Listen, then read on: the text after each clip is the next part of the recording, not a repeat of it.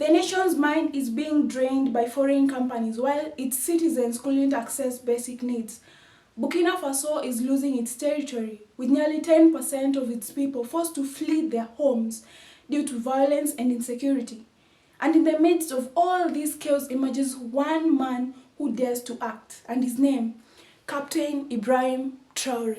Hello everybody, welcome to the channel. I am Ayo and I'll be narrating to you interesting stories.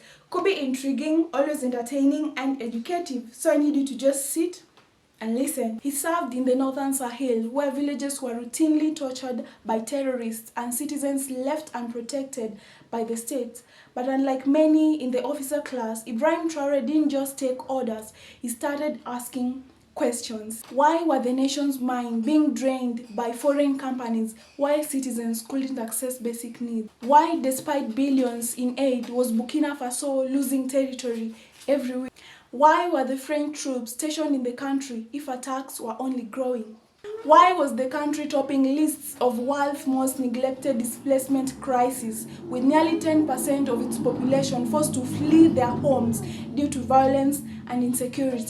And so he began echoing Thomas Sankara's speeches, nationalizing narratives, urging the youth to rise, not with weapons, but with tools, imagination, and hope. Burkina Faso, formerly known as Upper Volta, was renamed by Thomas Sankara, who was an iconic imperialist who ruled Burkina Faso in the 1980s.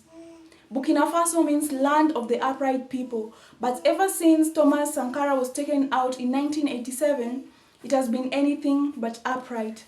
It has cycled through 5 heads of state, waded through multiple coups, and seen large parts of its territory fall to jihadist insurgents. Fast forward, it's 2022, there's yet another coup. It's led by a soldier trained by the University of Ouagadougou and a seasoned artillery officer, with no political background and no financial elite behind him.